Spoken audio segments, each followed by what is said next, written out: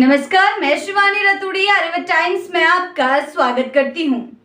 बिहार विधानसभा चुनाव से पहले निर्वाचन आयोग द्वारा मतदाता सूची का गहन पुनरीक्षण कराने का फैसला अब राजनीतिक ज्वालामुखी बनता जा रहा है। जहां पहले बंगाल की मुख्यमंत्री ममता बनर्जी ने इस प्रक्रिया की तुलना एनआरसी से करते हुए विरोध का बिगुल फूंका था, अब उसी सुर में आवाज मिलाते हुए एआईएमआईएम प्रमुख असदुद्दीन ओवैसी ने भी इसे गरीबों के साथ क्रूर मजाक करार दिया है। दूसरी तरफ पटना में महागठबंधन के नेताओं ने एकजुट होकर इस फैसले का तीखा विरोध किया है। साथ ही साथ उन्होंने इसे चुनाव से ठीक पहले लोकतांत्रिक प्रक्रिया को प्रभावित करने की साजिश बताया।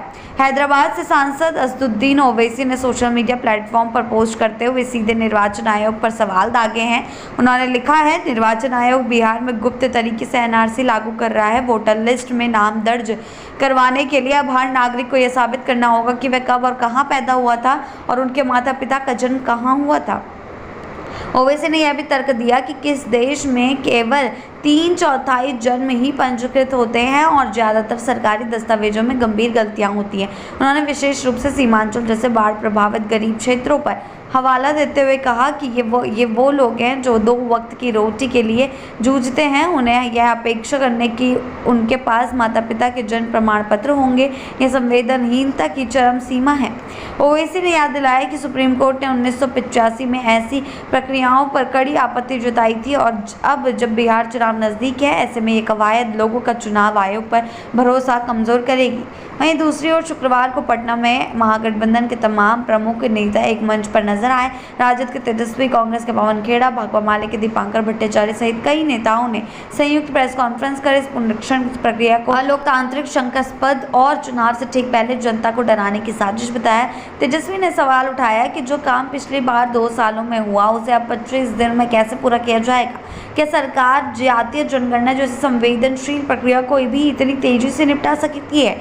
पवन खेड़ा ने आरोप लगाया कि ये सारा अभियान दरअसल लोकतंत्र की कमजोर करने का एक हथकंडा है और इसका सीधा असर गरीब, दलित, आदिवासी और अल्पसंख्यक मतदाताओं पर पड़ेगा। इसी मंच से भाकपा माले महासचिव दीपांकर भट्टाचार्य ने तीखा हमला करते हुए कहा कि चुनाव आयोग वोटर बंदी कर रहा है, ठीक उसी तर्ज पर जैसे नोटबंदी हुई थी। उन्होंने कहा, यह दरअसल वोट छीनने की एक साजिश है। वोट देना अधिकार है, उसे किसी प्रशासनिक औपचारिकता के नाम पर छीना नहीं जा सकता।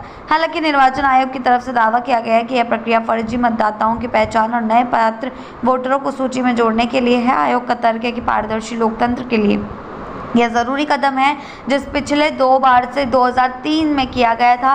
लेकिन अब जबकि यह मामला सियासी रंग ले चुका है और राष्ट्रीय स्तर के नेता भी इसे लोकतंत्र पर हमला बता रहे हैं, निर्वाचन आयोग की निष्पक्षता पर भी सवाल खड़े हो गए। बहरहाल अब देश भर की निगाहें इस पर टिकी हुई है कि निर्वाचन आयोग इन आरोपों पर आशंकाओं को जवाब देगा या फिर ये सियासी घमासान और तेज होता जाए। ऐसी ही अपडेट्स के लिए जुड़े रहें आर्यभट्ट टाइम्स के साथ ही चैनल को सब्सक्राइब करना ना भूलें और हमारी फेसबुक और वेबसाइट के साथ भी जरूर जुड़ें।